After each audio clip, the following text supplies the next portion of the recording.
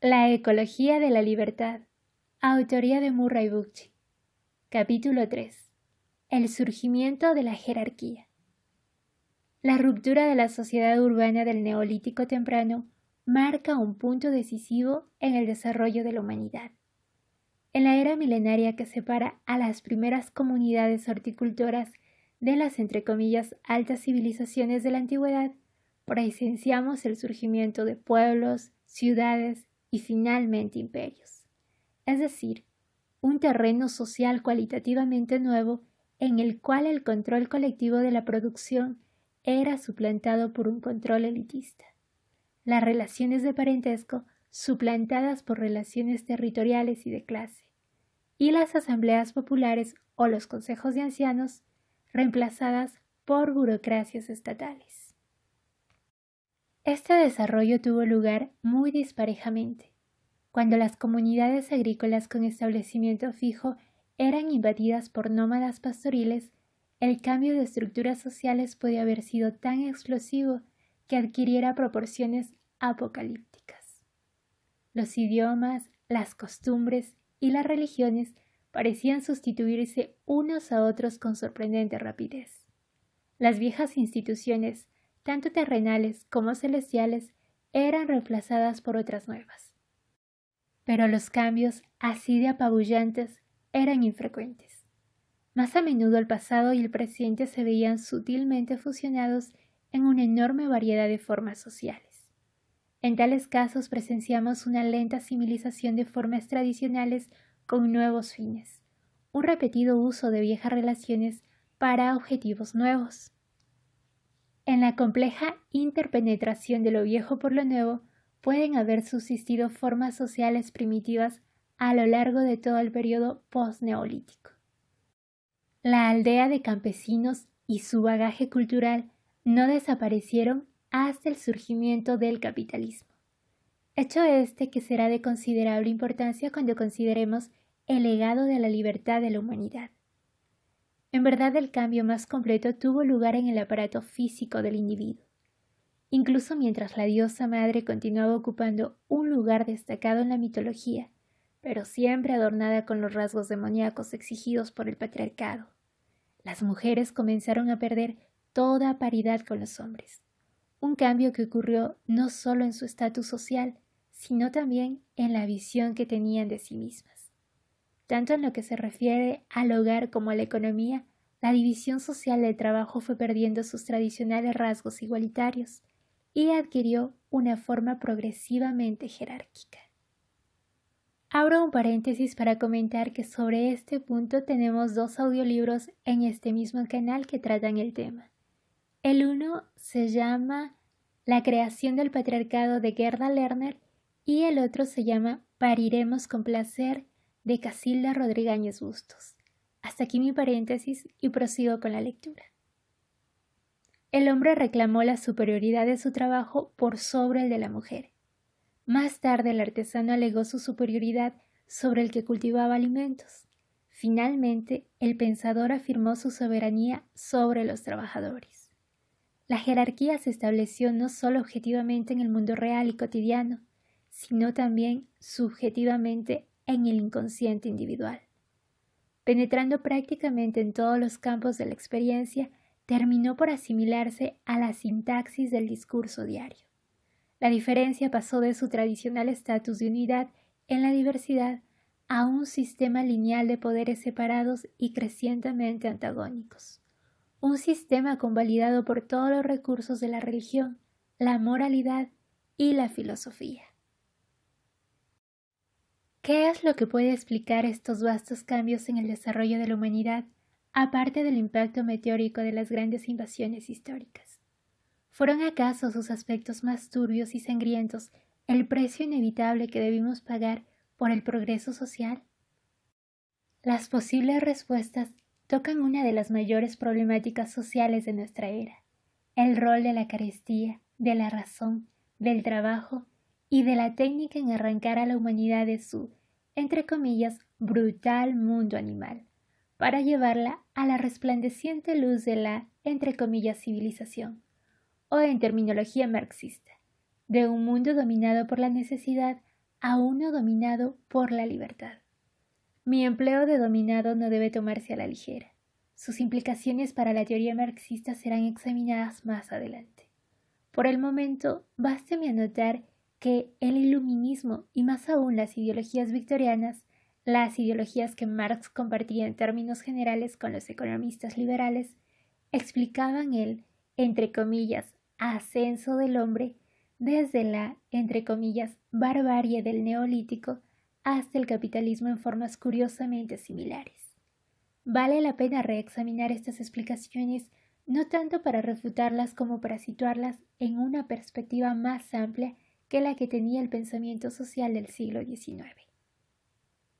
De acuerdo a estas visiones, la transición de la historia desde la Edad de Piedra hasta la era moderna sucedió principalmente por motivos de índole tecnológica.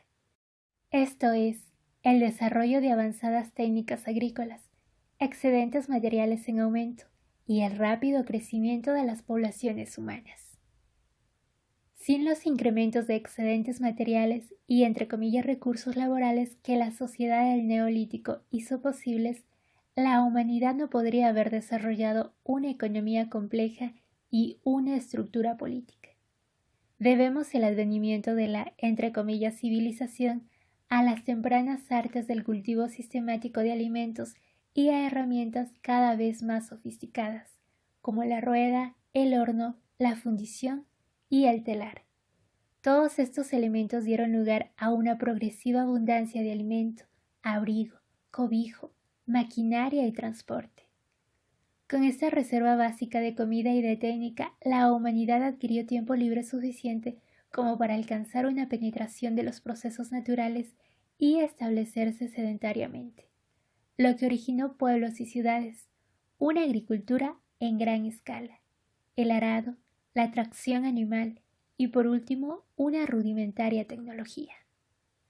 Pero este desarrollo presumiblemente tan rico en cuanto a lo prometedor para la autosatisfacción de la humanidad no ha estado libre de una ambigüedad con rostro lejano, libre de un lado oscuro y de aspectos siniestros.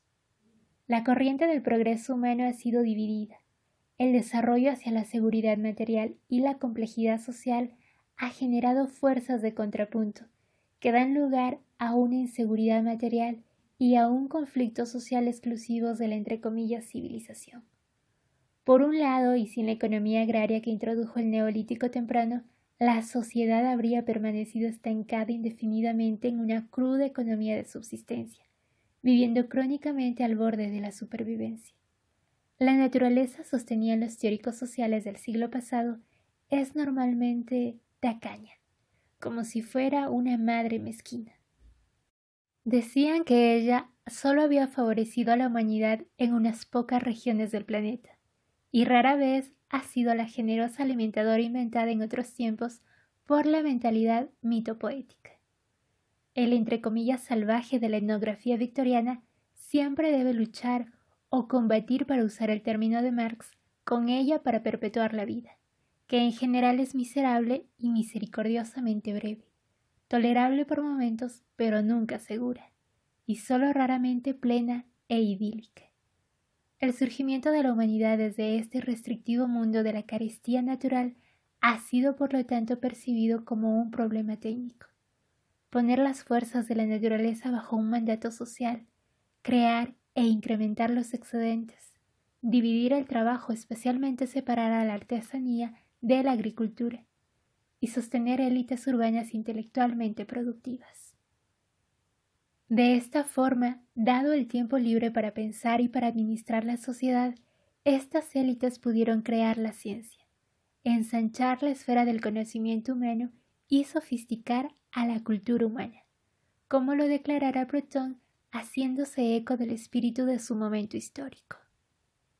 Decía lo siguiente: sí, la vida es una lucha, pero no una lucha entre hombres, sino entre hombre y naturaleza, y es el deber de cada uno compartir esa lucha. Fin de la cita. Marx asumió idéntica postura en lo referente a la carga de la naturaleza, como le llamaba, pero puso un considerable énfasis en que la dominación humana era un rasgo inevitable de la dominación de la humanidad sobre el mundo natural.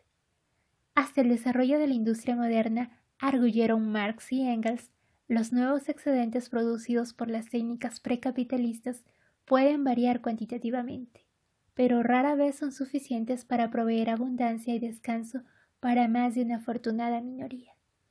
Dado el nivel relativamente bajo de técnicas preindustriales, se pueden producir suficientes excedentes como para sostener a una privilegiada clase de gobernantes, quizás incluso a una que sea sustancial, bajo condiciones geográficas y climáticas excepcionalmente favorables. Pero estos excedentes no alcanzan para liberar a la humanidad de las presiones de la escasez, la inseguridad y el esfuerzo.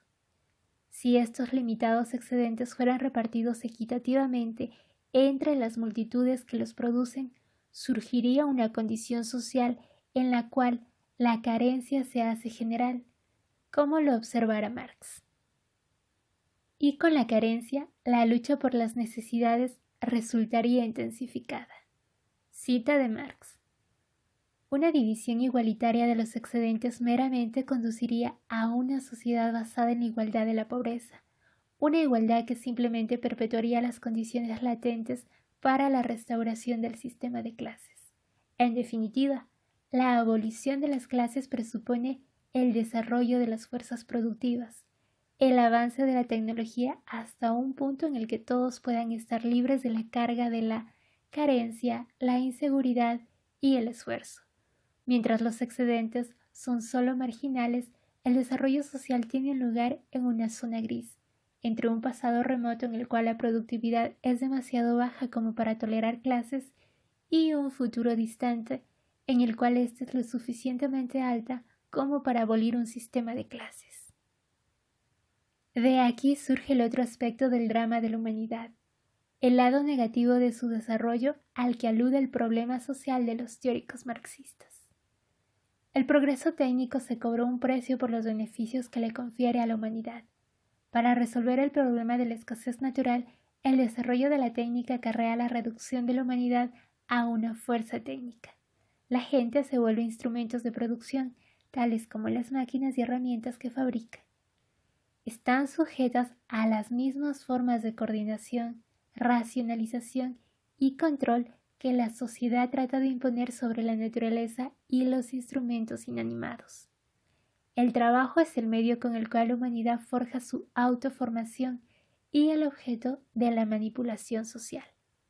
Este involucra no solo la proyección de los poderes humanos hacia una libre expresión, sino su represión mediante el principio de que las tareas deben ejecutarse con obediencia y abnegación. La autorrepresión y la represión social forman el contrapunto indispensable para la emancipación personal y la emancipación social. Por el momento sería bueno preguntarse si la problemática que he expuesto tan resumidamente es tan autónoma como los primeros teóricos sociales sostuvieron. Se trata de un drama inevitable, de una dialéctica entretejida en la condición humana como la sustancia misma de la historia.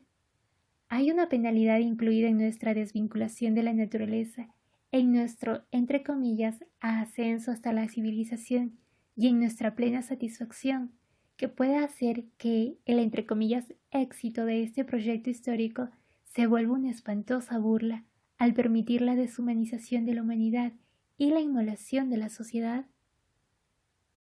Al tratar de responder a estos interrogantes, de nuevo nos vemos atribulados por todas las paradojas creadas por la retrospección. El drama que presenta el pensamiento victoriano parecería irrefutable si hubiéramos de mirar hacia atrás desde una historia escalonada, en la que cada nuevo peldaño sea un lógico resultado de los peldaños anteriores. Algo de cierto hay en la opinión de que el presente amplía el sentido del pasado, que se conoce plenamente a sí mismo a la luz de su, entre comillas, destino. Pero la idea de destino no debe ser simplificada a una predestinación. La historia bien podría haber seguido diferentes sendas de desarrollo que podrían haberla conducido a destinos absolutamente distintos a los que hoy enfrentamos. Y es importante, por ende, preguntarse qué factores favorecieron unas posibilidades sobre otras. Puesto que los factores que le han dado forma a nuestra propia historia están profundamente arraigados en nuestras sensibilidades como los malos hábitos del pasado, hábitos a los cuales tendremos que hacerles frente si queremos evitar el lado oscuro del futuro ante nosotros. Consideremos un factor que ha jugado un importante papel ideológico en el delineamiento de la sociedad contemporánea, la, entre comillas, avaricia de la naturaleza. Está establecido ya que la naturaleza es avara y que el trabajo es el principal medio que la humanidad tiene para redimirse de la animalidad. ¿De qué forma se pueden distinguir la escasez, la abundancia y la poscarestía?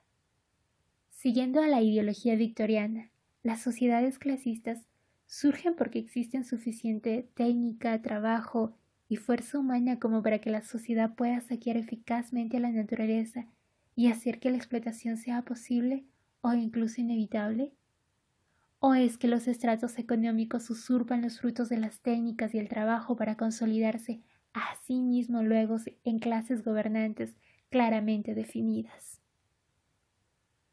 Al establecer estas preguntas deliberadamente, estoy revirtiendo la dirección en la que los teóricos sociales victorianos siempre las han orientado, y no estoy preguntando si la noción de dominar a la naturaleza dio lugar a la dominación del hombre por el hombre, sino si la dominación del hombre por el hombre dio lugar a la noción de dominar a la naturaleza. En resumen, abrieron o cerraron nuevas posibilidades sociales la cultura en lugar de la técnica, la conciencia en lugar del trabajo, o las jerarquías en lugar de las clases. Posibilidades sociales que podrían haber alterado profundamente la presente condición humana, poseedora hoy de un decreciente prospecto de supervivencia. Nuestro compromiso contemporáneo con la lógica de la historia en su típica forma económica ha hecho difícil el efectuar una relación seria y significativa de los explosivos choques entre la tradición y la innovación que deben haber ocurrido a lo largo de la historia. En vez de mirar al pasado desde el punto de vista de sus orígenes, hemos hecho cautivos tanto al pasado como al futuro de la misma creencia en la inexorabilidad económica y técnica que le hemos impuesto al presente. De esto se deduce que le hemos estado sirviendo al presente como la historia del pasado, una historia típicamente económica que menosprecia la necesidad de cambios más amplios en la vida, el estatus sexual, las definiciones de la libertad y las relaciones comunales.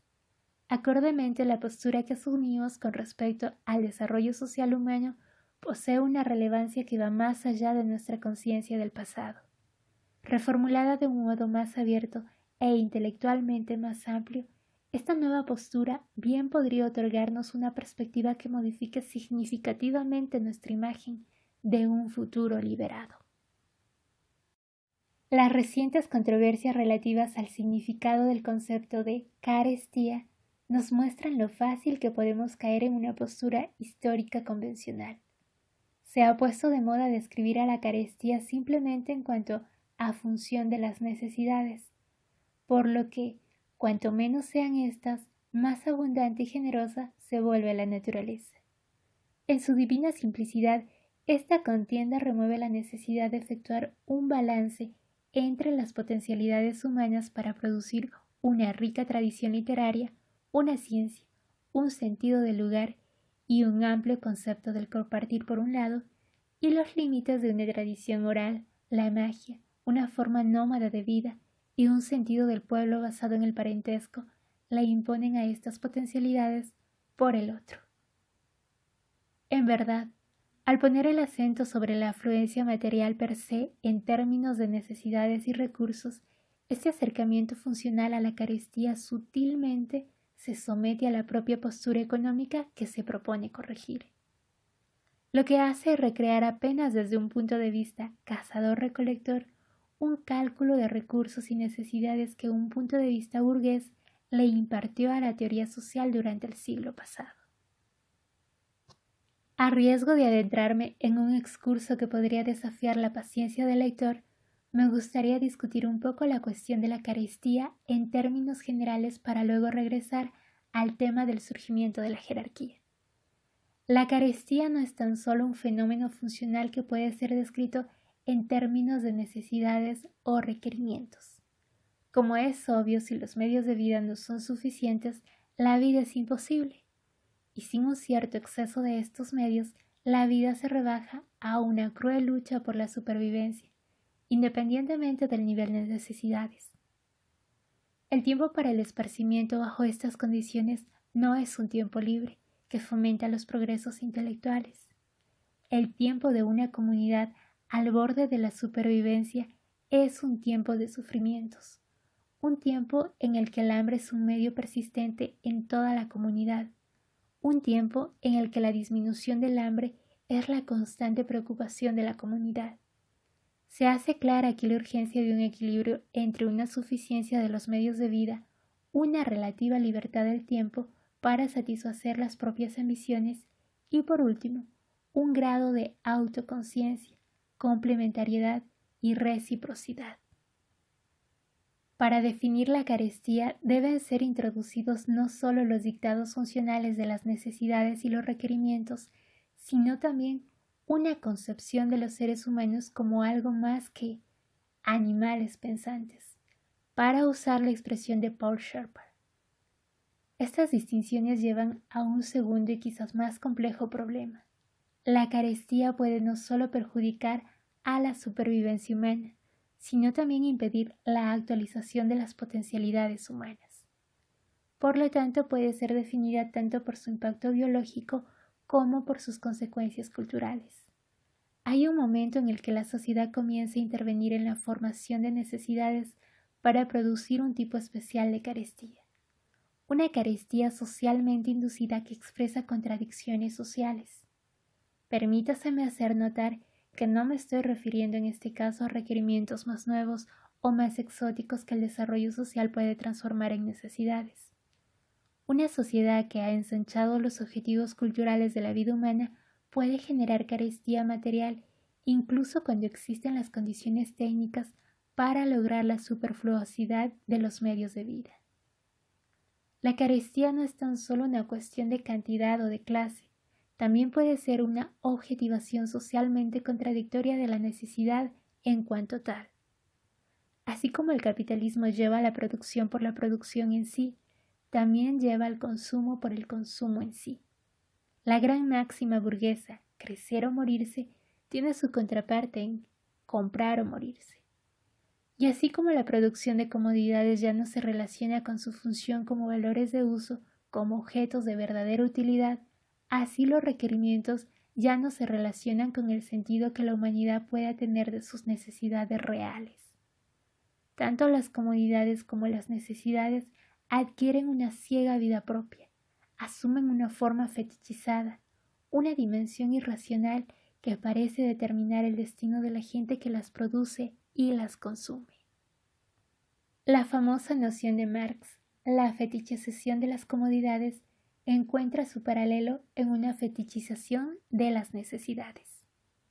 La producción y el consumo, en efecto, adquieren cualidades sobrehumanas que ya no están relacionadas con el desarrollo técnico y el control racional de las condiciones de existencia, y están regidas en cambio por un mercado ubicuo, por una universal competencia no solo entre comodidades, sino además entre la creación de necesidades. Una competencia que aleja a las comodidades y a las necesidades del conocimiento racional y del control personal. Nota del autor. No puedo resistir citar a Karl-Polanyi.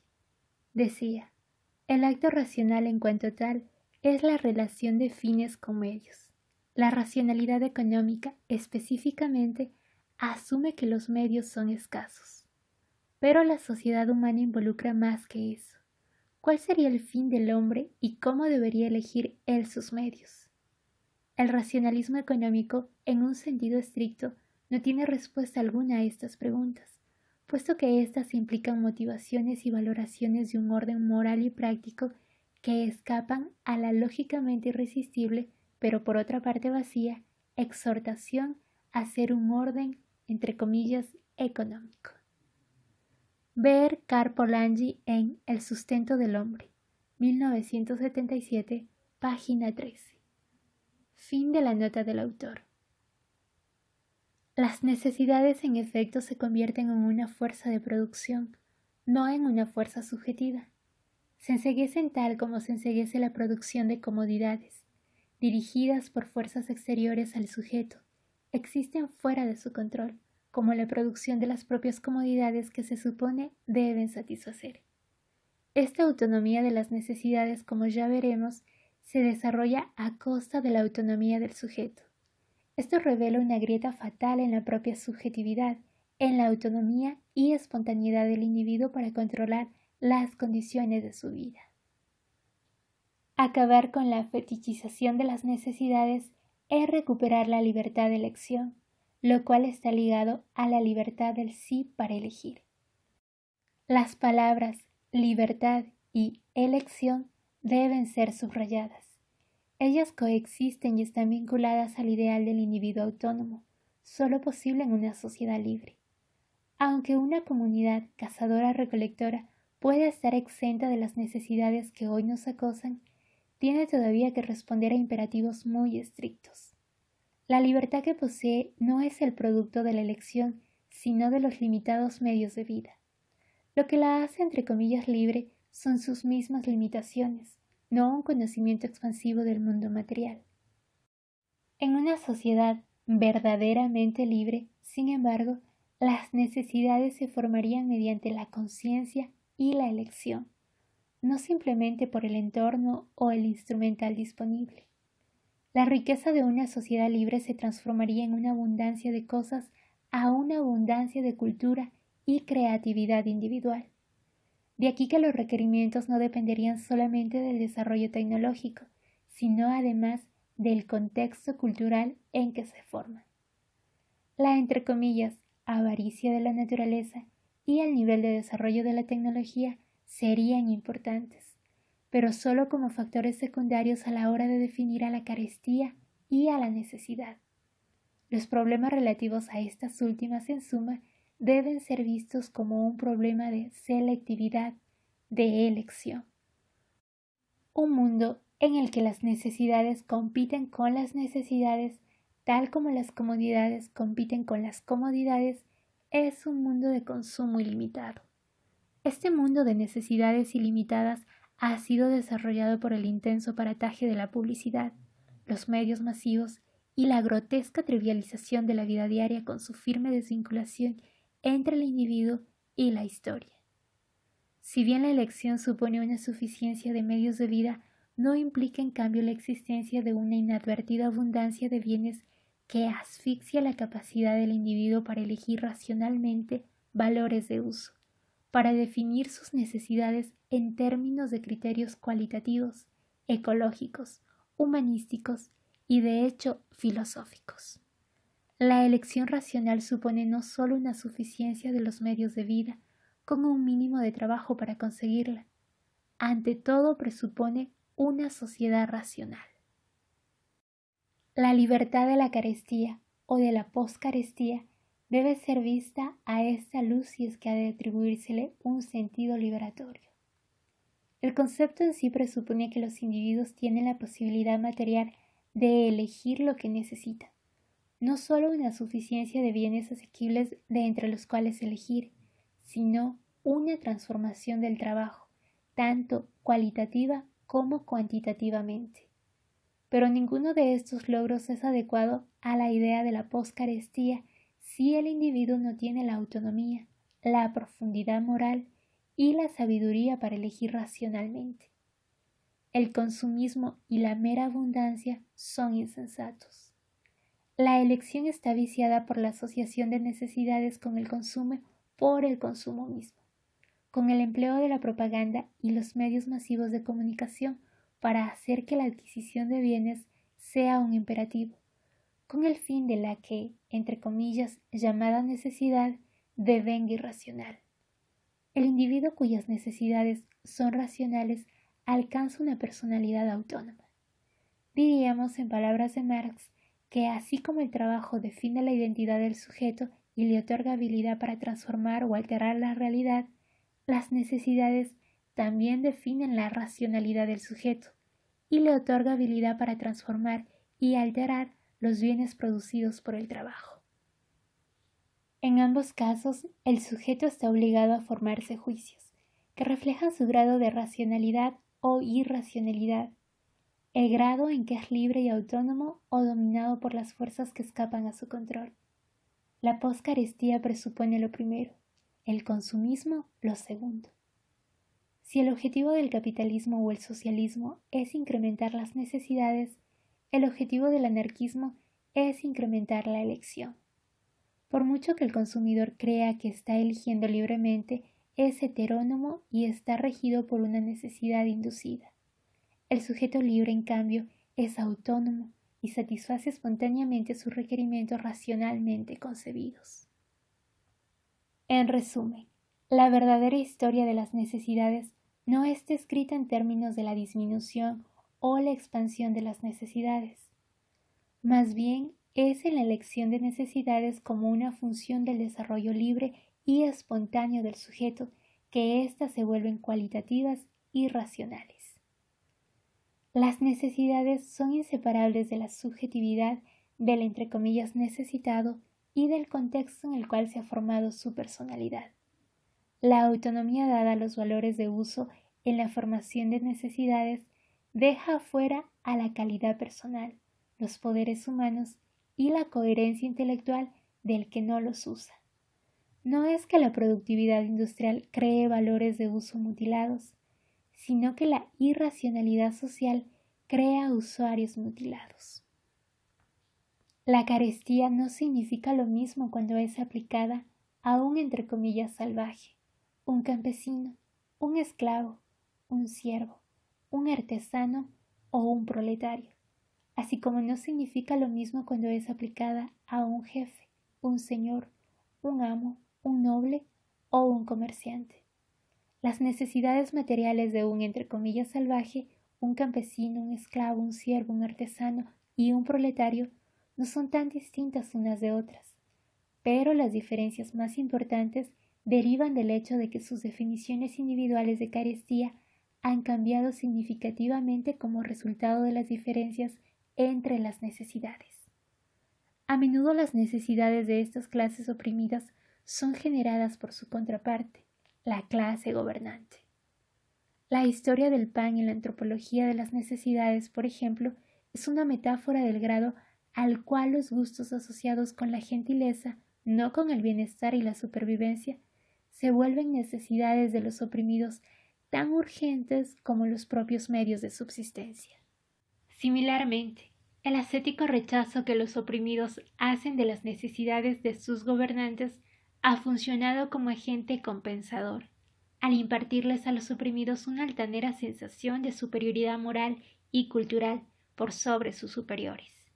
En ambos casos, el fetichismo de las necesidades le ha impedido a la humanidad el usar sus técnicas racionalmente y elegir sus necesidades conscientemente. Nuestras propias concepciones de la carestía y las necesidades aportan más evidencia aún a favor de este fetichismo. Hasta no hace mucho las necesidades retenían cierto grado de contacto con la realidad material y estaban moldeadas por un cierto grado de racionalidad. Para todas las diferencias culturales que circundaban a los conceptos de carestía y de necesidad en el pasado, su fetichización fue mínima en comparación con nuestros propios tiempos. Pero con el surgimiento de una sociedad de mercado, el ideal de producción y necesidad ilimitados fue del todo mistificado, no menos por los ideólogos socialistas que por sus contrapartes burguesas.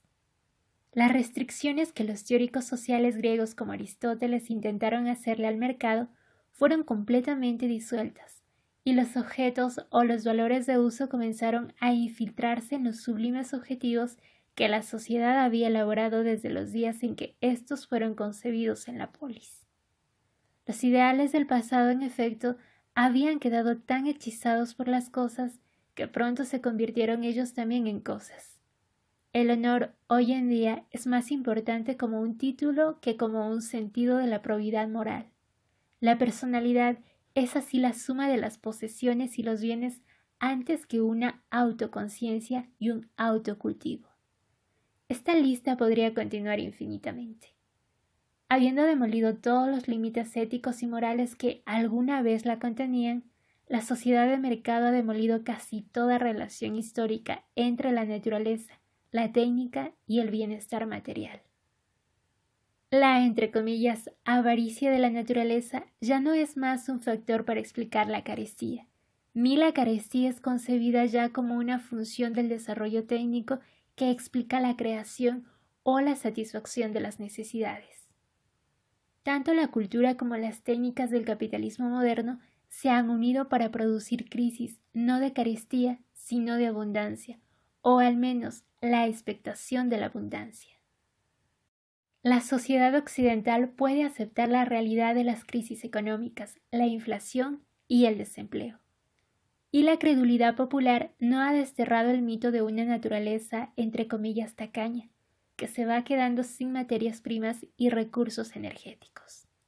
La abundancia, más que nada por ser negada por razones económicas y no naturales, todavía orquesta la cultura popular de la sociedad contemporánea. Mezclando metáforas victorianas con otras más actuales, diríamos lo siguiente. Si los entre comillas salvajes tenían que alcanzar progresos técnicos heroicos para librarse del bestial mundo de la selva y llegar a un cierto grado de humanidad, los consumidores modernos de la sociedad de mercado tendrán que alcanzar progresos éticos igualmente heroicos para librarse de los escaparates de los negocios y recuperar su propio grado de humanidad. Para desentenderse de los escaparates puede precisar algo más que ética.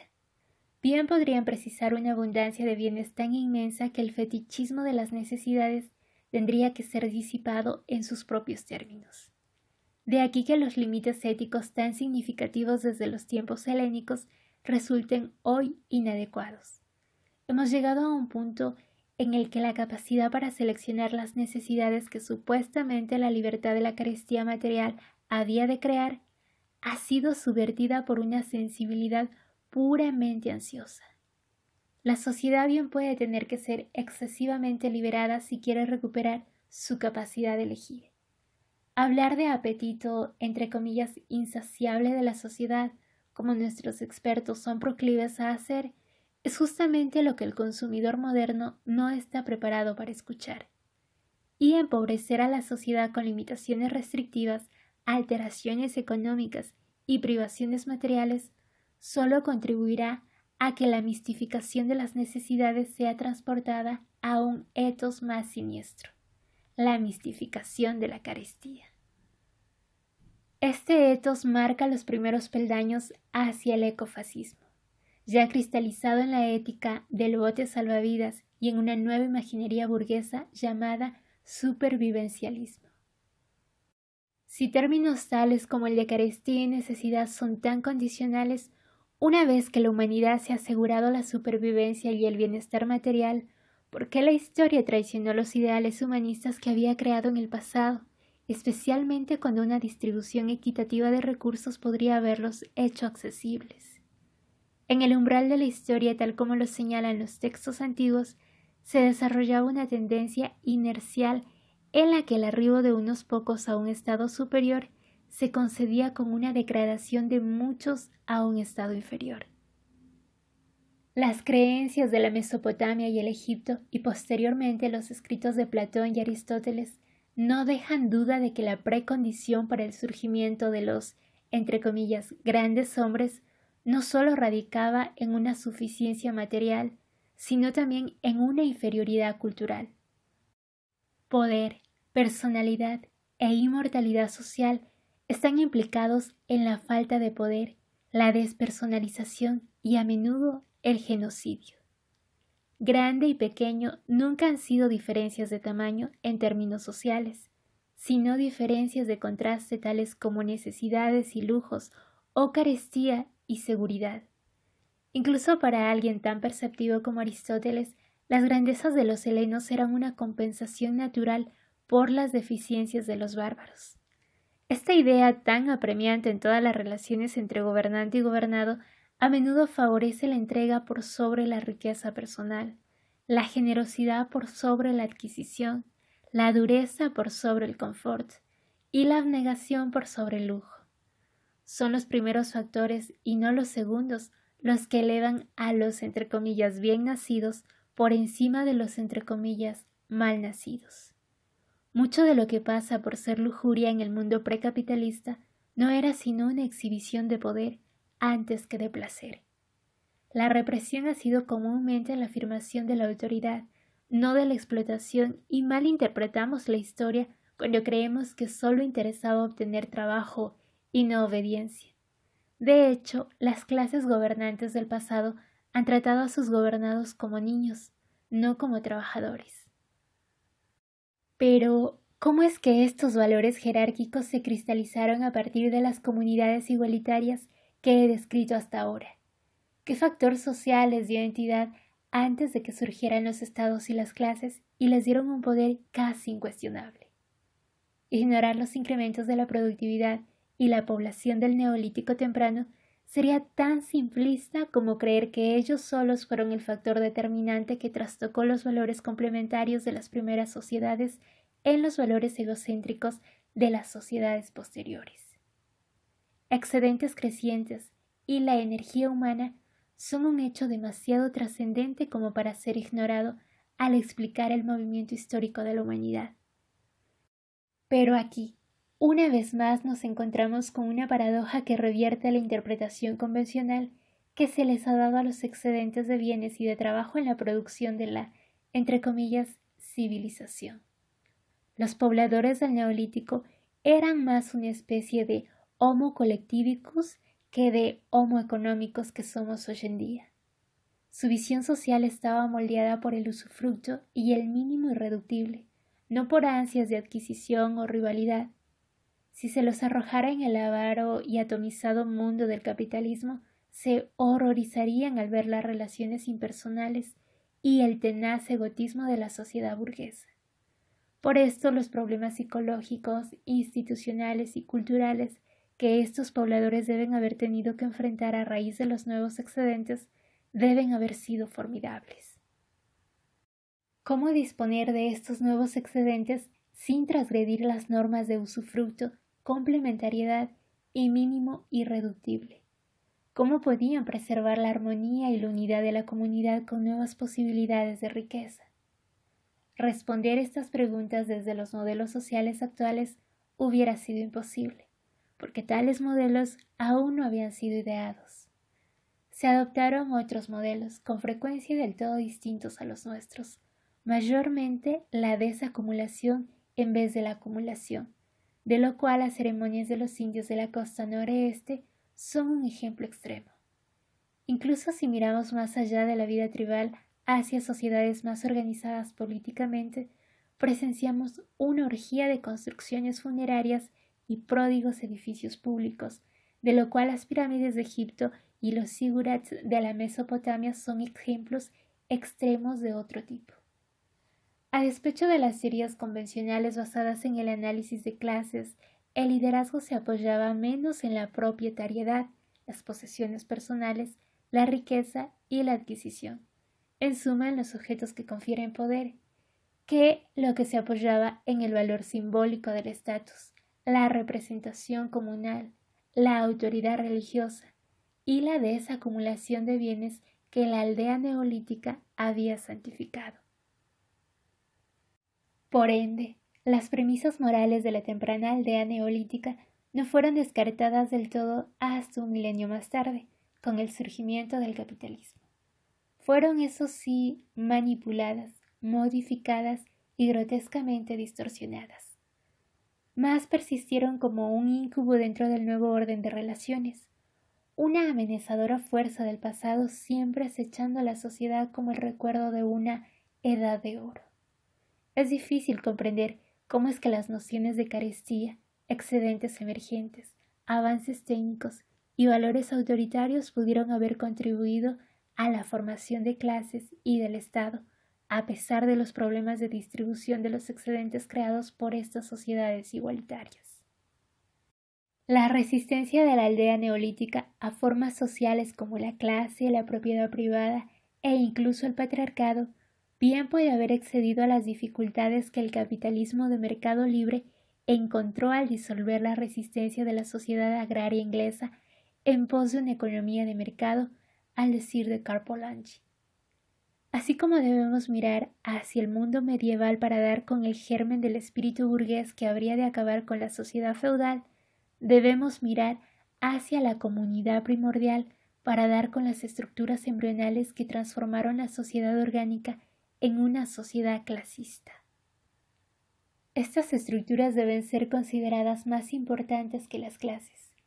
Eran jerarquías sustentadas en el sexo, la edad y en necesidades cuasi políticas y cuasi religiosas que crearon el poder y las relaciones materiales con los cuales se formaron las clases. Dado el énfasis que la sociedad orgánica ponía en el usufructo, la complementariedad y el mínimo irreductible, es difícil creer que el sistema de clases, la propiedad privada y el Estado podrían haber emergido principalmente porque los excedentes lo hicieron posible. Las sociedades orgánicas, incluso aquellas más igualitarias, no son grupos sociales homogéneos. Cada miembro de la comunidad es definido por ciertos roles cotidianos basados en el sexo, la edad y la ascendencia. En las primitivas sociedades orgánicas estos roles no parecen haber estado estructurados jerárquicamente, ni parecen haber involucrado la dominación del hombre por el hombre. En general, lo que hacen es definir las responsabilidades del individuo para con la comunidad. La materia prima podría decirse de un estatus funcional en la compleja trama de relaciones humanas. La ascendencia determina quién puede casarse con quién, y las familias vinculadas por el matrimonio suelen estar tan obligadas a ayudarse mutuamente como lo están los parientes de sangre. La edad confiere el prestigio de la experiencia y la sabiduría. Por último, las diferencias sexuales definen la división básica del trabajo.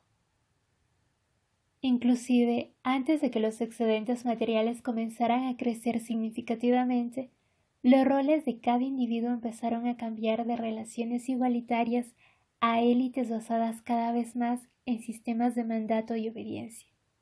Tal aseveración plantea una cantidad de interrogantes muy sugestivos. ¿Quiénes integraban estas nacientes élites? ¿Cuál era la base de sus privilegios? ¿Cómo hicieron para transformar las formas de estatus de la sociedad orgánica, formas basadas en el usufructo, en una economía doméstica, reciprocidad e igualitarismo? ¿Cómo hicieron para transformar en lo que ulteriormente serían las sociedades clasistas explotadoras? Estos interrogantes no son académicos.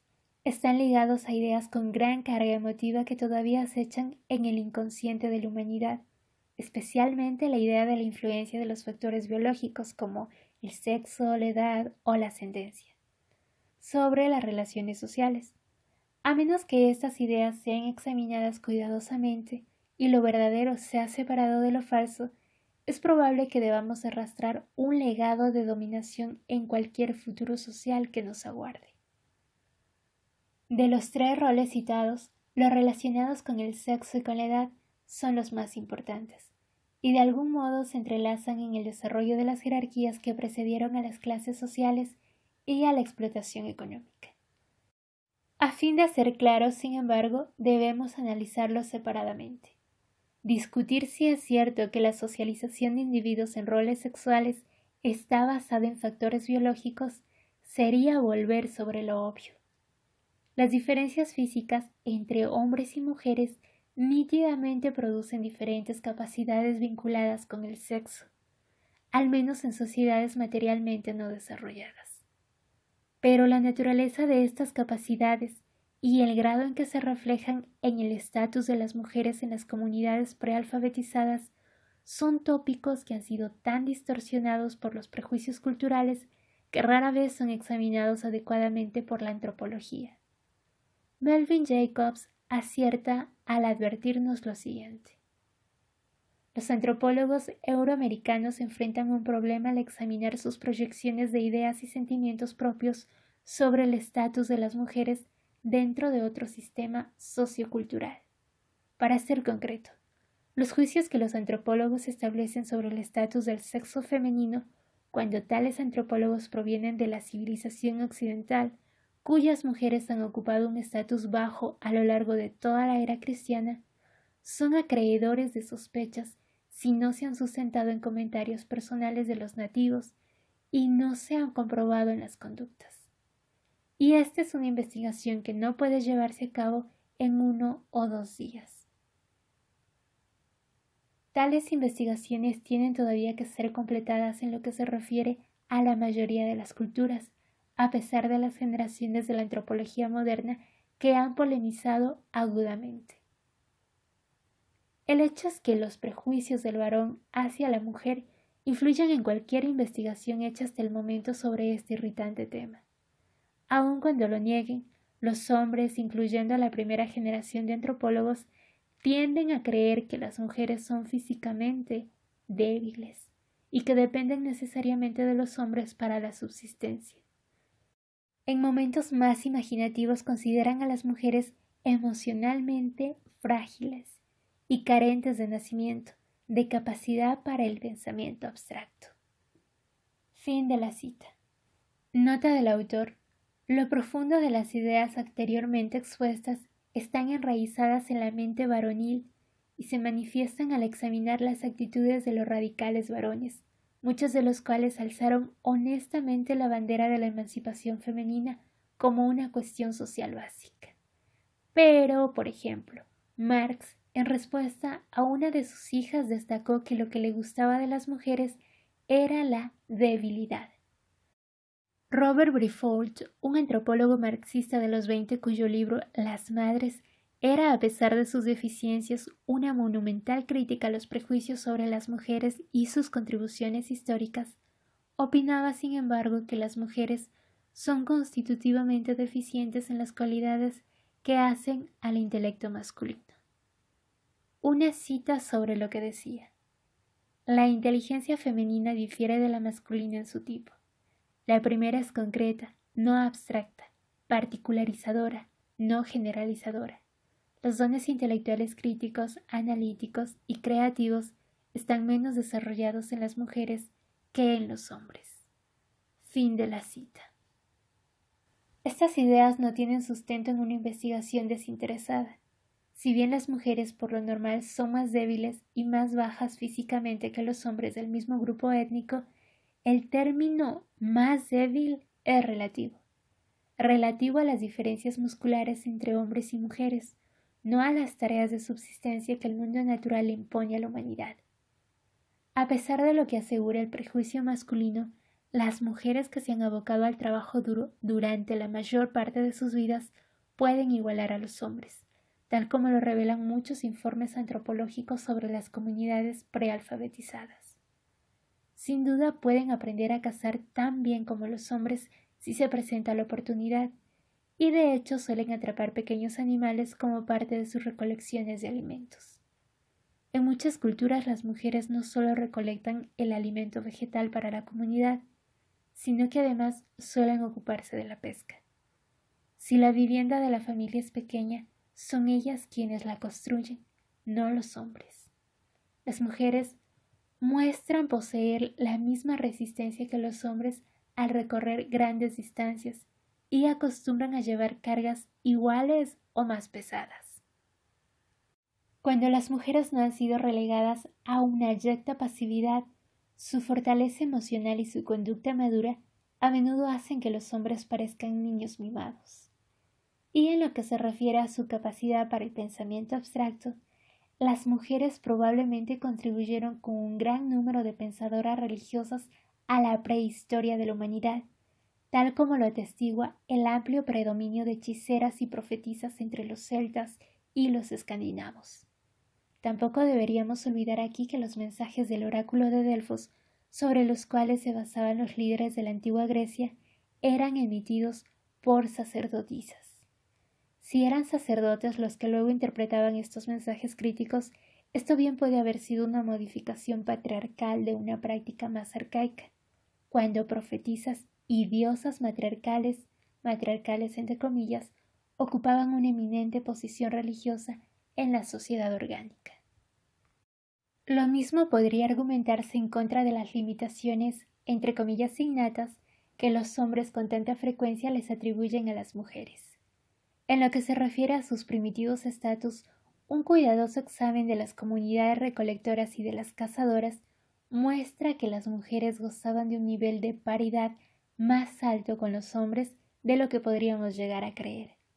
Ambos sexos ocupan un rol nítidamente soberano en sus respectivas esferas, y estos roles son demasiado complementarios desde el punto de vista económico como para que la dominación de las mujeres por los hombres sea la cómoda norma social de los patriarcas victorianos. En la vida diaria las mujeres se refugiaban en una cofradía basada en sus actividades domésticas y recolectoras, y los hombres en una fraternidad de cazadores. Ambos sexos son plenamente autónomos. La aguda distinción entre el hogar y el mundo que existe en la sociedad moderna no existe en las comunidades orgánicas. En ellas, hogar y mundo están tan emparentados que un hombre, al ser expulsado de la familia, se convierte en un ser asocial. Aunque el varón tienda, incluso en muchas comunidades igualitarias, a considerarse la, entre comillas, cabeza de la familia, su actitud es principalmente temperamental y no le conceden ningún poder ni especial ni doméstico. Se trata sencillamente de una forma de jactanciosidad, ya que los duros acontecimientos del día corrompen sus pretensiones. Las actividades recolectoras de la mujer proveen por lo general el alimento. Ella no solo recoge la comida, sino que la prepara, fabrica las vestimentas de la familia y produce sus propios recipientes, tales como canastas y vasijas. Está más en contacto con los niños que el hombre y juega un papel más, entre comillas, dominante en su educación. Si su marido es demasiado intolerable, ella puede echarlo de la choza o simplemente volver con su propia familia donde ella y los niños tienen la bienvenida asegurada independientemente de lo que la familia pueda opinar de su decisión. A medida que envejece, su experiencia se convierte en una reverenciada fuente de sabiduría. Ella misma se convierte en matriarca en muchos casos, cabeza de la familia de hecho, sino de forma. De lo que las mujeres de las comunidades prealfabetizadas sí carecen es de la movilidad del varón, el lento desarrollo y la dependencia del niño, un largo periodo de plasticidad mental que es vitalmente necesario para elaborar un continuum cultural, restringe la capacidad de la madre para moverse libremente. La primaria división del trabajo que le asignara la casa al macho y las tareas domésticas a la hembra se basa en una dura realidad biológica. Una mujer siempre acompañada de un chiquillo molesto difícilmente podría cazar grandes animales. Por su propia naturaleza, las relaciones materno-infantiles la limitan a una vida comparativamente sedentaria. Más aún, si la mujer no es débil en términos de su capacidad para realizar un trabajo pesado, sí lo es cuando se enfrenta a hombres armados, posiblemente hostiles, de una comunidad extraña. Las mujeres necesitan a sus hombres no solo en cuanto a cazadores, sino también en cuanto a guardianes. Los hombres pasan así a ser los guardianes de la comunidad, no por usurpación, sino porque están mejor equipados muscularmente en una cultura materialmente no desarrollada, para defender a la comunidad de los agresores. Nota del autor. Estas observaciones sobre las bien desarrolladas capacidades musculares del varón no quieren negar la considerable fuerza femenina. Las diferencias físicas entre los sexos son relativas. La sociedad primitiva las formó porque las necesitaba, pero no las fetichizó ni las polarizó en hombres fuertes y mujeres débiles, ni tampoco extendió las diferencias físicas al carácter o a la personalidad. Fin de la nota del autor. Abro un paréntesis porque me parece necesario recalcar que se está describiendo a las comunidades orgánicas, no a las comunidades de ahora. Hasta aquí mi paréntesis y prosigo con la lectura. Sin ir tan lejos, Elizabeth Marshall Thomas recuerda una anécdota que resume curiosamente esta dura realidad. A medida que ella y su partida se aproximaban a un sospechoso grupo de bosquimanos, estos retrocedieron todos juntos, las mujeres detrás de los hombres con los niños en brazos y contemplándonos con hostilidad. Fin de la cita. Este es un cuadro muy primitivo. podría haber ocurrido en cualesquiera de las eras, las mujeres con niños en sus brazos detrás de los hombres, sus protectores. Y es también un cuadro muy revelador, ya que contiene enormes implicaciones para el futuro desarrollo del grupo, pues no solo la caza, sino también la defensa y luego la guerra son parte del trabajo del hombre. En tanto estas responsabilidades requieren una lúcida coordinación de gente y de recursos, no son solo hechos biológicos de la vida, más que eso, son hechos sociales únicos o lo que llamamos en el mundo moderno hechos políticos. A medida que los hombres comenzaron a crecer en tamaño y en número, a medida que comenzaron a diferenciarse en clanes, tribus, federaciones tribales y empezaron a guerrear unos con otros, surgió un espacio social cada vez más amplio que fue siendo ocupado gradualmente por los hombres. Ellos tendían a convertirse en los líderes del clan o en los jefes tribales, llamando así los consejos de las federaciones tribales, puesto que todo esto era, entre comillas, trabajo de hombres, como cazar animales. Ellos contaban con la movilidad y la aptitud física para defender a sus comunidades, atacar comunidades hostiles y administrar en consecuencia una esfera extrabiológica y nítidamente social. En las comunidades en las que corría el linaje matrilineal y las actividades hortícolas formaban la base de la vida económica, la mujer asumió roles muy similares en forma a los hombres. En general, ella ocupaba estos roles a nivel del clan y rara vez a nivel tribal. Más aún, casi siempre compartía su rol social con varones. En una sociedad matricéntrica, estos varones eran sus hermanos, no su marido. Lo que la eminencia social de la mujer en las comunidades matricéntricas no revela, sin embargo, es que la ascendente posición del hombre en los asuntos sociales no resulta de una degradación consciente de la mujer a una esfera doméstica. Por el contrario, lo que esto muestra es que al menos en el comienzo, el varón no tuvo que usurpar el poder de la mujer. De hecho, el poder social todavía no había sido inventado. La esfera social y la posición del varón en ella surgieron naturalmente. El primitivo equilibrio que les asignó funciones económicas complementarias a ambos sexos lentamente derivó hacia el varón, favoreciendo su preponderancia social. Pero aquí debo introducir una nota discordante. Incluso mientras la balanza se inclinaba hacia el varón, su creciente poder comenzó a alterar el temperamento del grupo primitivo. La esfera social emergió no solo como una elaboración del rol en la división del trabajo, también tendió a asimilar el temperamento varonil del cazador, de guardián y eventualmente guerrero. Sin lugar a dudas, el nuevo desarrollo hacia una cultura machista sucedió muy lentamente y con muchas interrupciones, modificado en general por los cambiantes roles económicos de los sexos en el curso del desarrollo social. En sociedades netamente recolectoras, la comunidad parece ser esencialmente matricéntrica en cultura y en temperamento. Lo mismo pasa en las tempranas sociedades hortícolas.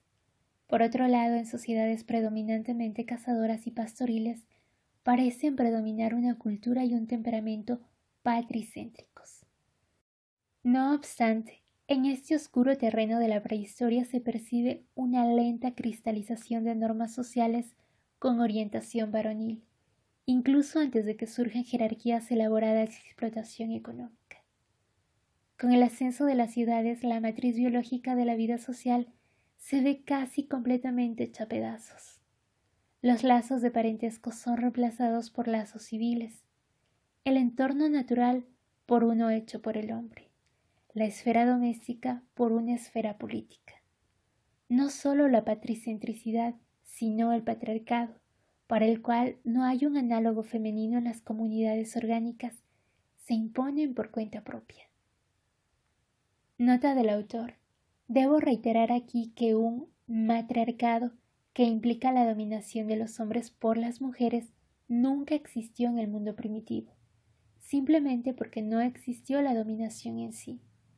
Por ende, la entre comillas prueba que da Levi-Strauss de que los hombres siempre gobernaron a las mujeres porque no hay evidencias de que las mujeres hayan gobernado alguna vez a los hombres, es irrelevante. Lo que en definitiva se discute es si existía el gobierno de algún tipo. Cuando Levi Strauss asume que el gobierno siempre existió, no hace más que proyectar su propia visión social en la sociedad primitiva, una característica típicamente masculina de la que resulta víctima incluso Simone de Beauvoir en su espléndida obra El segundo sexo. Fin de la nota del autor. Pero este desarrollo ocurre mucho después. Por el momento examinemos las diferencias de temperamento entre los dos sexos y determinemos si la transferencia de una perspectiva matricéntrica a una patricéntrica introdujo los elementos de dominación en las sociedades prealfabetizadas. El varón en una comunidad cazadora es un especialista en violencia. Desde los primeros días de su niñez se identifica con rasgos entre comillas masculinos, tales como el coraje, la fuerza, el autodominio, la convicción y el atletismo, rasgos necesarios para el bienestar de la comunidad. Esta a su vez lo recompensa por tales rasgos y los estimula. Si se convierte en un buen cazador será muy estimado por todos, por hombres envidiosos y por mujeres admiradoras, por niños respetuosos y por jóvenes imitadores. En una sociedad preocupada por el problema de la supervivencia y obligada a compartir sus recursos, un buen cazador es un seguro para todos. Del mismo modo, la mujer es una especialista en crianza de niños y recolección de alimentos. Sus responsabilidades se centran en la alimentación y en la provisión. Desde la niñez será educada para sentirse identificada con los rasgos, entre comillas, femeninos, tales como el afecto y la ternura, y será entrenada en ocupaciones relativamente sedentarias. La comunidad a su turno la recompensará por poseer esas cualidades y las estimulará. Si ella cultiva estos rasgos será muy estimada por su sentido de la responsabilidad hacia su familia, su creatividad y su habilidad.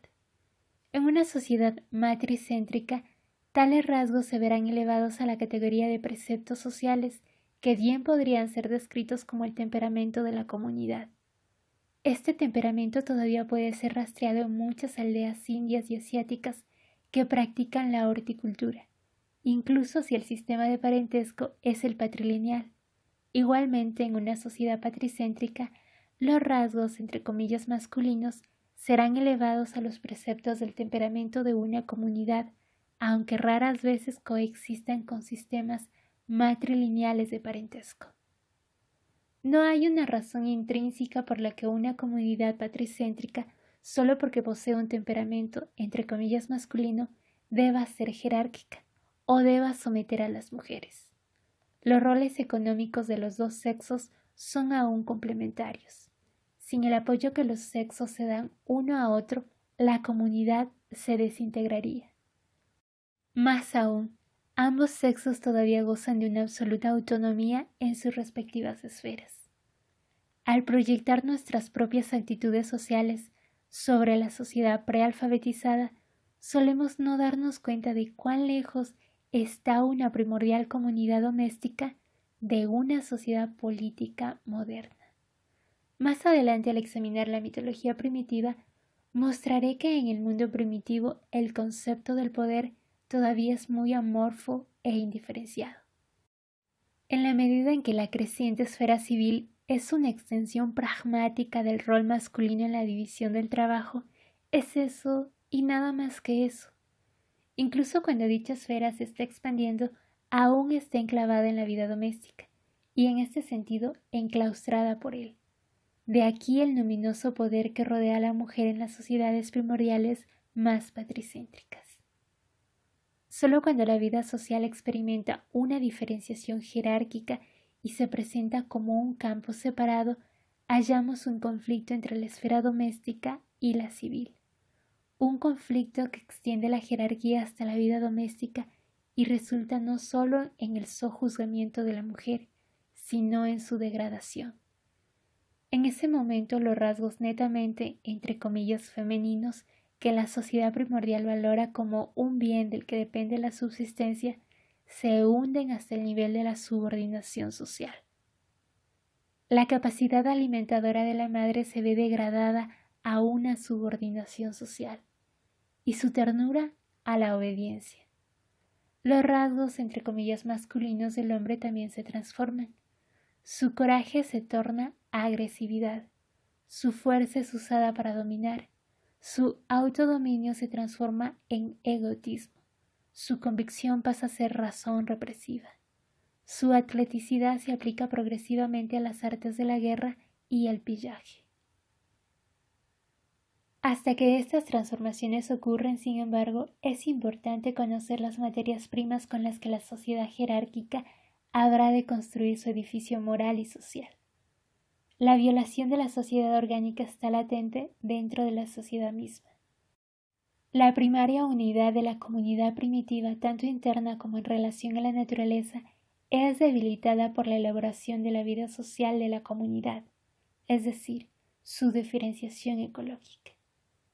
No obstante, el espacio civil en aumento ocupado por el hombre todavía está envuelto en una matriz de lazos sanguíneos, afinidades familiares y responsabilidades laborales basadas en una división sexual del trabajo.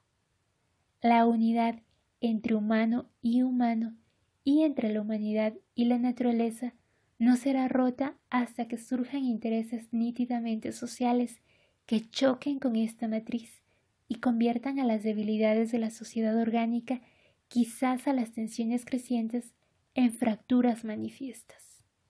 Entonces surgirá el poder, no tan solo como un hecho social con todas sus diferenciaciones, sino como un concepto, y lo mismo sucederá con el concepto de libertad.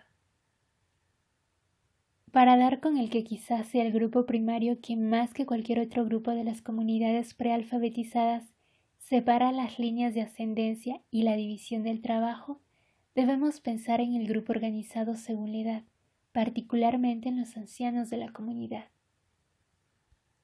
Este es el grupo que forma el punto de partida de un interés social separado, diferenciado de las relaciones complementarias que unen a la comunidad. Nacer, ser joven, madurar y finalmente envejecer y morir es un hecho natural, tanto como lo es ser una mujer, un hombre o pertenecer a un determinado linaje. Pero cuanto más se envejece, más se adquieren intereses que no son entre comillas naturales. Estos intereses son exclusivamente sociales. Los últimos años de la vida son un periodo de poderes físicos en disminución, son los años de la declinación, un periodo de franca dependencia. Los que envejecen y los que ya han envejecido desarrollan intereses que no están ligados ni a sus roles sexuales ni a su linaje. Dependen en definitiva del hecho de que la comunidad es social en el más completo sentido de la palabra, que los proveerá no solo porque participen en el proceso de producción y reproducción, sino debido a los roles institucionales que ellos se pueden crear a sí mismos en el terreno social. Los sexos se complementan económicamente, los viejos y los jóvenes no. En las comunidades prealfabetizadas los ancianos son vitales depósitos de conocimiento y sabiduría, pero esta función soslaya el hecho que sus capacidades pertenecen a la esfera social y cultural. Por lo tanto, incluso más que el jactancioso varón que puede estar ganando lentamente un sentido de poder social, el que envejece y el que ya ha envejecido tienden a ser socialmente conscientes en cuanto tales, ya que es una cuestión de subsistencia.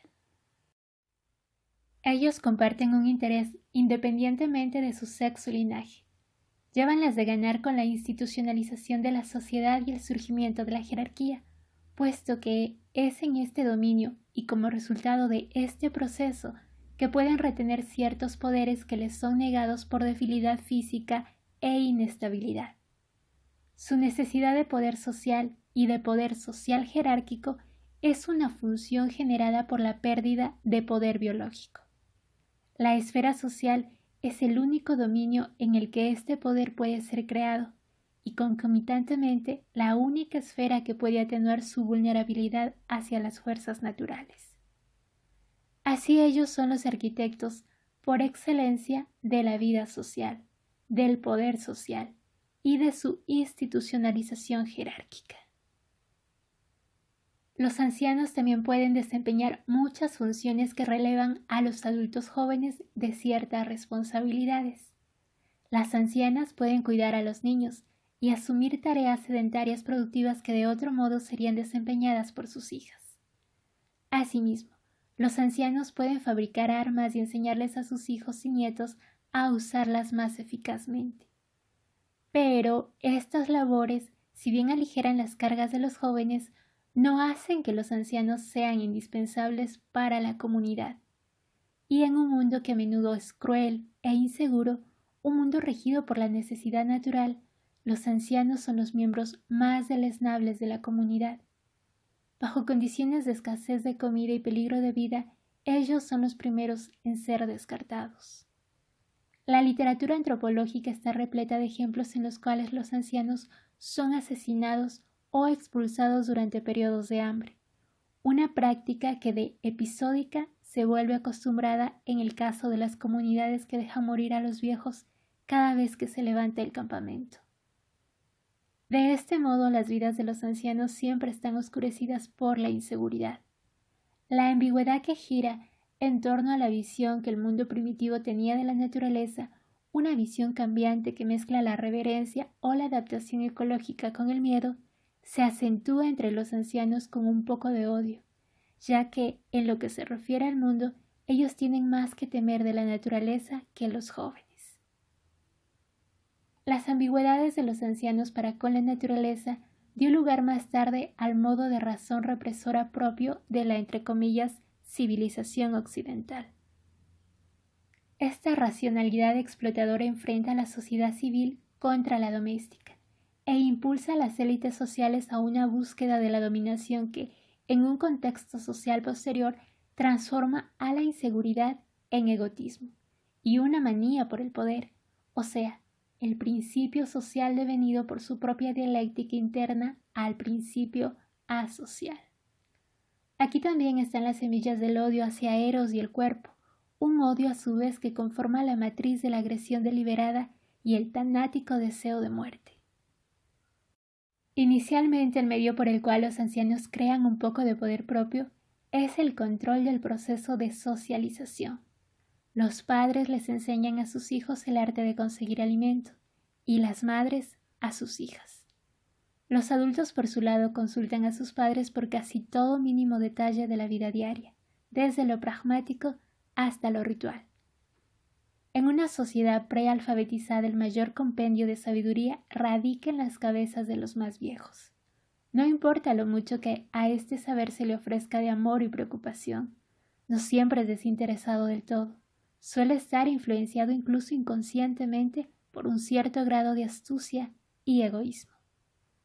No solo es que la mente juvenil esté estructurada por los adultos, sino que esté estructurada para respetar la sapiencia de estos, ya que no su autoridad. Los arduos ritos iniciáticos que muchas comunidades prealfabetizadas les imponen a los adolescentes pueden responder al propósito de usar el dolor para marcar a fuego la sabiduría de los mayores en las mentes juveniles, tal como lo sostienen numerosos antropólogos. Pero también parecería ser que marca a fuego un sentimiento de autoridad además. Los viejos que aborrecen de la necesidad natural se convierten en la corporización de la necesidad social. La muda crueldad que el mundo natural les aplica es transmitida mediante catálisis social a la crueldad consciente que ellos les aplican a los jóvenes. La naturaleza comienza a vengarse de los primeros intentos de la sociedad primitiva por controlarla. Pero esta es la naturaleza internalizada, la naturaleza en la humanidad misma. El intento de dominar a la naturaleza externa vendrá después, cuando la humanidad esté conceptualmente equipada para transferirle sus antagonismos sociales al mundo natural. Al beber de la mágica fuente de la sabiduría, sin embargo, los educadores son educados en el temperamento de la racionalidad represiva. El impuesto que en la cosmografía nórdica exige la naturaleza ya está siendo exigido. El ojo de Odín ya empieza a perder la vista. Para ser justos con la sociedad primitiva, debemos hacer notar que la jerarquía fundada meramente en la edad no es una jerarquía institucionalizada. Antes que eso, es la jerarquía en su forma más naciente, jerarquía sustentada en la matriz de la igualdad, ya que la edad es el destino de todo el que no muere prematuramente, y dado que para los viejos los privilegios se acrecientan, cada miembro de la comunidad es heredero de tales privilegios. Por más que estos privilegios varíen con las fortunas de la comunidad, son todavía demasiado tenues como para ser considerados algo más que compensaciones por las dolencias de la ancianidad. El equilibrio original que otorga paridad a todos los miembros de la comunidad, tanto mujeres como hombres, es perpetuado en los privilegios acordados a los ancianos. En este sentido, no son solo privilegios. Lo problemático en el ulterior desarrollo de la jerarquía es cómo es que los ancianos trataron de institucionalizar sus privilegios y qué fue lo que lograron. Radin, al discutir la jerarquía según la edad, observa que los ancianos de las comunidades recolectoras casi siempre actuaban como médicos de algún tipo, y con el desarrollo de sociedades agrícolas de clanes adquirieron su poder principal de los rituales y sociedades ritualísticas que controlaban cómodamente. El poder social se empieza a cristalizar como la fetichización del poder mágico sobre ciertas fuerzas de la naturaleza. Al intentar tratar con este quiebre dialéctico, debemos reenfocar nuestra perspectiva para incluir una forma de sensibilidad social y de experiencia totalmente nueva, una notoriamente moderna, la sensibilidad y experiencia del hechicero o médico brujo. El hechicero es una figura estratégica en cualquier discusión sobre la jerarquía social, porque él, y a veces ella, solidifica los privilegios particularizados de un segmento especial de ese estrato. Él profesionaliza el poder. Él hace del poder el privilegio de unos pocos, un grupo al cual solo pueden aspirar a entrar aprendices elegidos, no cualquiera. Su personalidad debate expresa esencialmente la inseguridad en la escala de una neurosis social. Si el cazador es un especialista en violencia y la mujer recolectora lo es en alimentación, el hechicero es un especialista en miedo. Como mago y adivinador a la vez, intermedia entre el poder sobrehumano del medio ambiente y los miedos de la comunidad. Weston Lavague observa que en contraste con el sacerdote, quien le implora al omnipotente, el hechicero es psicológica y socialmente el más primitivo de los dos. Ciertos poderes externos invaden y abandonan su cuerpo con facilidad, tan débiles son las fronteras de su yo y tan falsas sus fantasías. Fin de la cita. Quizá más significativo que esto es el hecho de que el hechicero es el estado personificado. A diferencia de otros miembros de la comunidad primitiva que participan igualitariamente en los asuntos de la vida social, el hechicero y sus asociados son profesionales de la manipulación política. Son amigos de subvertir la inocencia y el amateurismo que signa la sociedad doméstica. Los hechiceros se juntaban informalmente hasta en las más simples civilizaciones recolectoras, destaca Radin, pero tan pronto como surgían las estructuras políticas, los encontramos reunidos formalmente, ya sea en un grupo o por separado. Fin de la cita. Dicho llanamente, los grupos de hechiceros mentados por Radin eran incipientes instituciones políticas. Su rol político es aún más subrayado por Weston Lavague en su copioso estudio del hechicerismo y los cultos de crisis.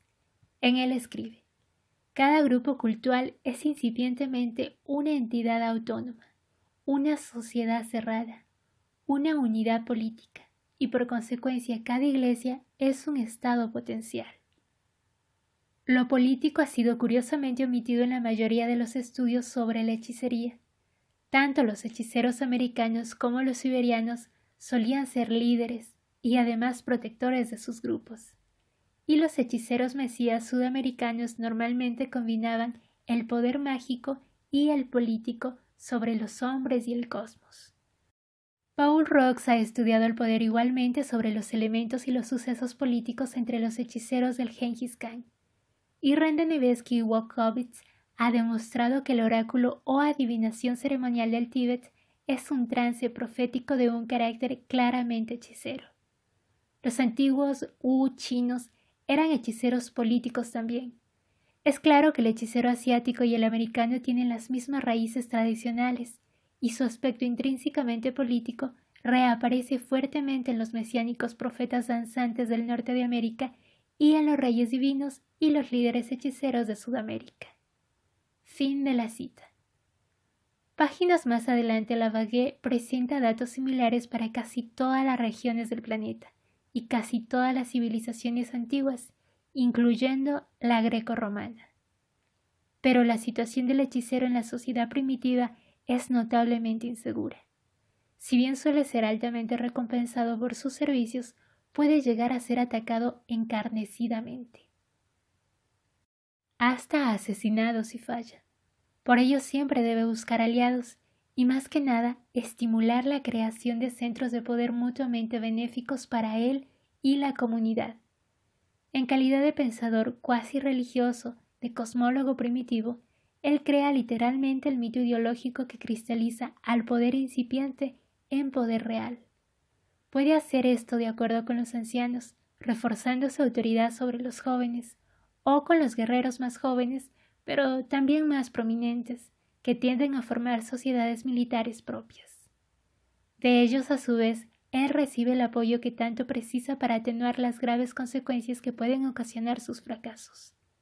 Que él pueda competir con estos poderes e intentar apoderarse de la autoridad es irrelevante en esta fase del desarrollo.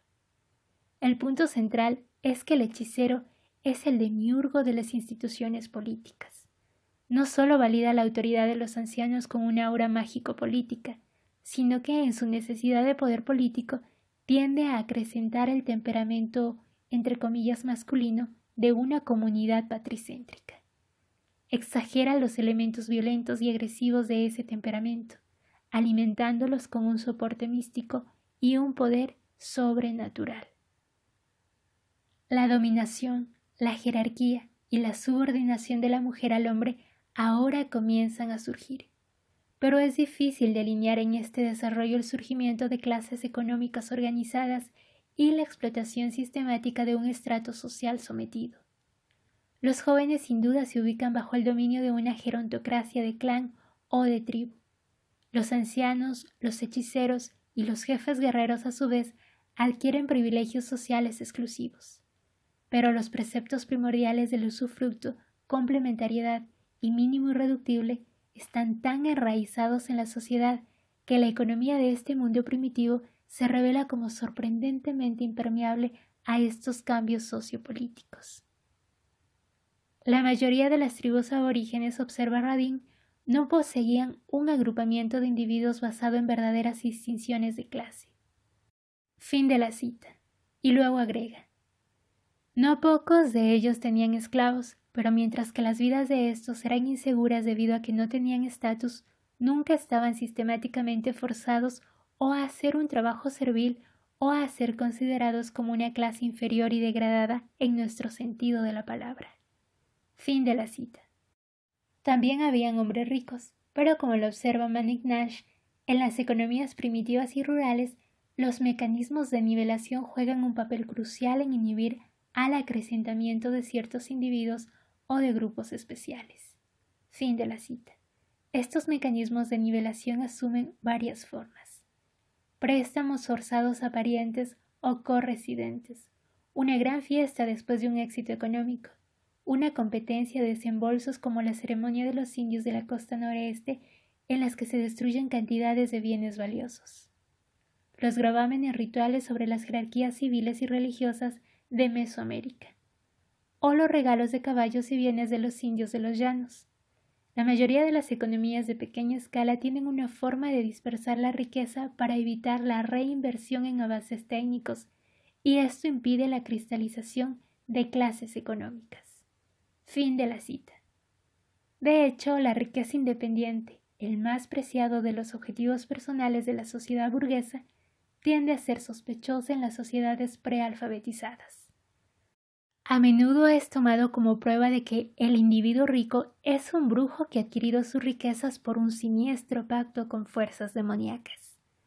La riqueza así adquirida es un tesoro, un poder endemoniado concretizado de lo cual la mitología derivará sus leyendas fáusticas.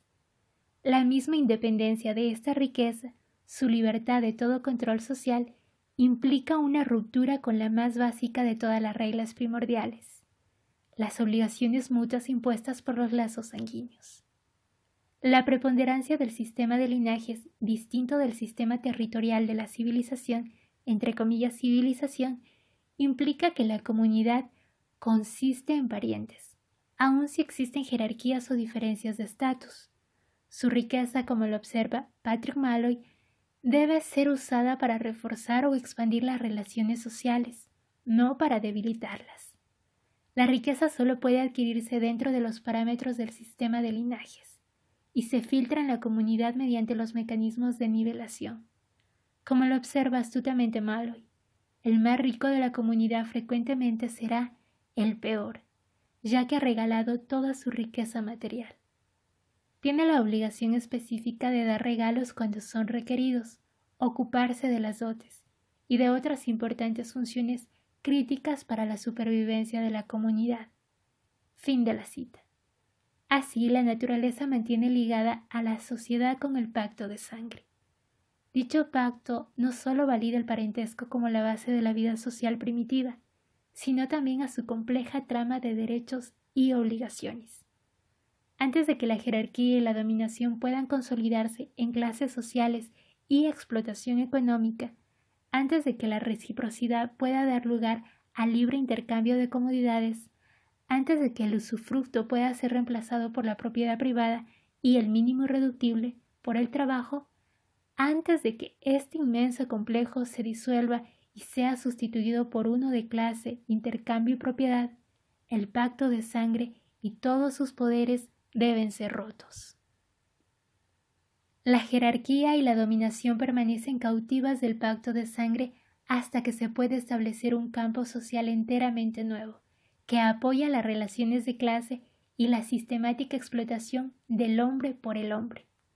Debemos fijar este periodo preclasista, de hecho preeconómico, del desarrollo social con claridad en nuestras mentes, porque el vasto corpus ideológico de la, entre comillas, modernidad, el capitalismo especialmente en su forma occidental, ha sido diseñado en gran parte para velarlo ante nuestros ojos. Incluso nociones tales como las de comunismo primitivo, matriarcado e igualdad social, tan celebradas por los teóricos y antropólogos radicales, juegan un papel mistificador en la perpetuación de este velo, en vez de acabar con él. Y junto a la idea de comunismo primitivo está el insidioso concepto de la, entre comillas, naturaleza tacaña, de una, entre comillas, carestía natural que dicta relaciones comunales, como si una repartición comunal de las cosas fuera exógena a la humanidad y debiera ser impuesta por las necesidades de supervivencia hasta superar un, entre comillas, innato egoísmo humano que la modernidad tan a menudo identifica como una existencia para sí. El comunismo primitivo también contiene el concepto de propiedad, por más comunal que sea, que homologa la existencia para sí a la posesión. El usufructo en cuanto a transgresión de todo tipo de propiedad es acallado por la propiedad como una institución pública. De hecho, la propiedad comunal no está tan lejos conceptual e institucionalmente de la propiedad pública, la propiedad nacionalizada o la propiedad colectivizada. Por último, el entre comillas matriarcado, tomado como el gobierno de la sociedad a manos de las mujeres, tan solo altera la naturaleza del gobierno, no conduce a su abolición, meramente cambia el género de la dominación y la perpetúa como tal. Hablo un paréntesis para comentar que en este caso él se refiere a un supuesto matriarcado no existente. Hasta aquí el paréntesis y prosigo con la lectura. La carestía natural, la propiedad y el gobierno persisten así gracias a la crítica de la sociedad de clases, la explotación, la propiedad privada y la adquisición de riqueza.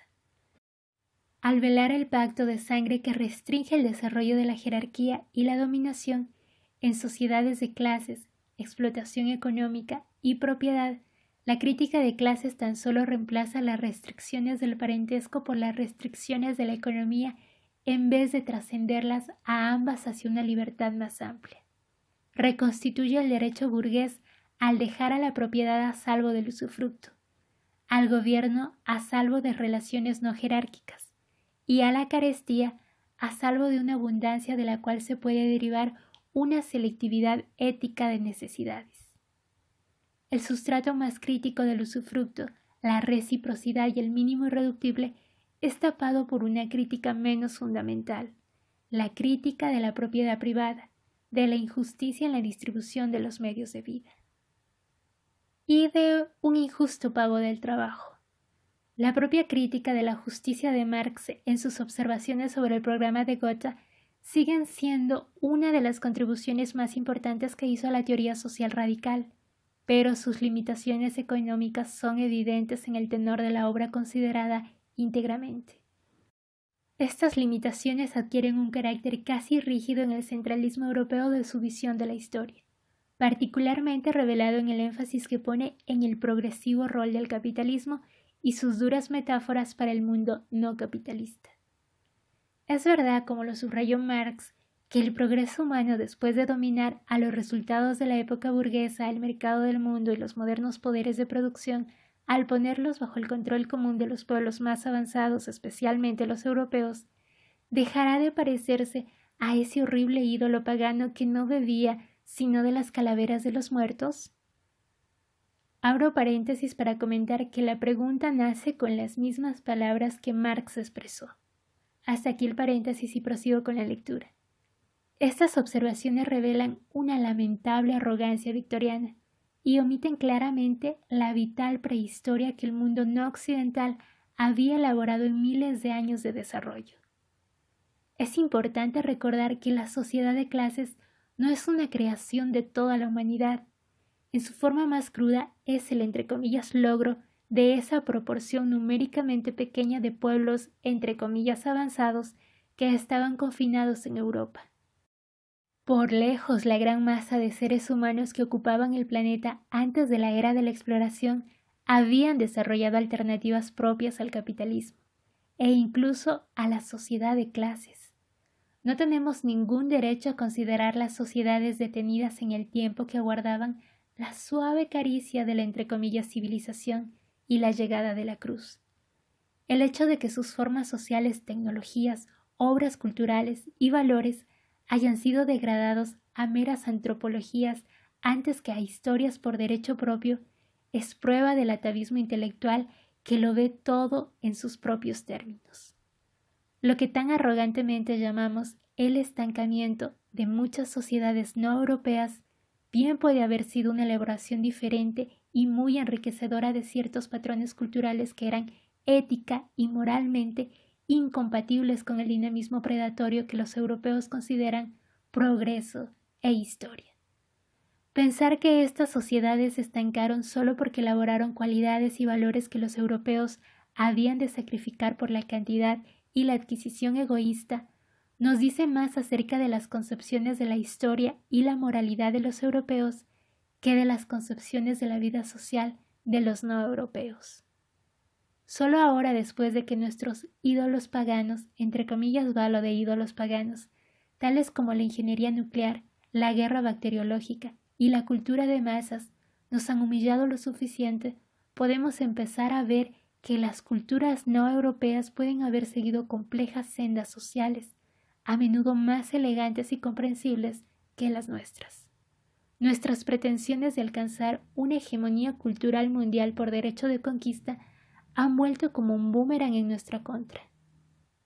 Nos hemos visto obligados a mirar hacia otras culturas no solo en pos de valores más humanos, sensibilidades más delicadas y percepciones ecológicas más ricas, sino también en pos de alternativas técnicas para nuestros mistificados, entre comillas, poderes de producción.